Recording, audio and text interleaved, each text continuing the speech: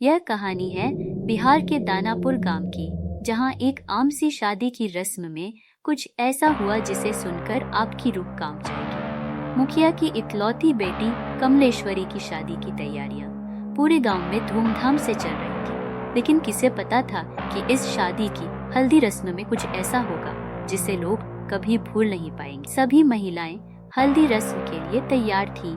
फुलवा, कमला की मां, शगुन की हल्दी लेकर आई थी जिसे ससुराल से भेजा गया था। सबको लगा कि अब यह रस्म शुभता से पूरी होगी। जैसे ही हल्दी कमलेश्वरी के शरीर पर लगाई गई, वह जोर जोर से चीखने लगी।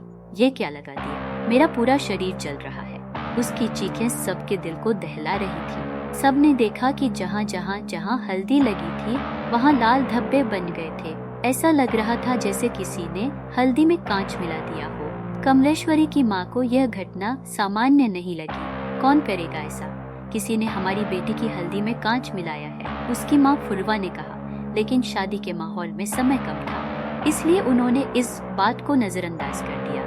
अगले दिन कमला के ससुराल से शादी का जोड़ा और गहने आए। फुलवा ने ध्यान दिया कि गहनों में काले रंग की चूड़ियां भी थी। काली चूड़ियां? यह तो अपशगुन है, फुलवा ने हैरानी से कहा। लेकिन फिर भी उन्होंने कमला को वही चूड़ियां पहनाई क्योंकि ससुराल वालों का आदेश था। कमला की सहेलियों ने उसे तैयार करते हुए देखा कि उसके दुपट्टे का एक कोना गायब था। यह कैसे हो सकता है?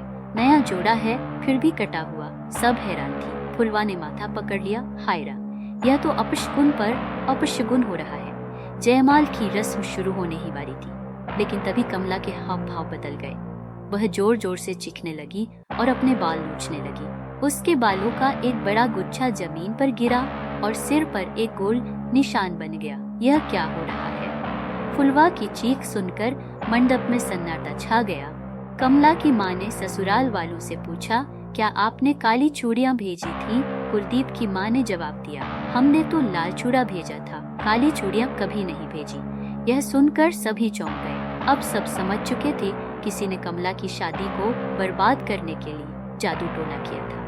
बड़ी माँ दौड़ते हुए आई और कमला की नजर उतारने लगी। जैसे ही उन्होंने नजर उतारी, उन्हें एक जोरदार झटका लगा। कमला अब थोड़ा शांत हो गई थी, लेकिन उसकी आंखों में डर साफ झलक रहा था। विदाई का समय आ चुका था। कमला अपनी माँ से लिपटकर रो रही थी। उसकी माँ ने कहा, बेटा अब यहाँ से दूर जा रही है, लेकिन अपना ख्याल रखना। हमें लगता है कि यह जगह तुम्हारे लिए सही नहीं थी। कमला की ससुराल वालों ने भी वादा किया कि वे कमला का पूरा ख्याल रखेंगे।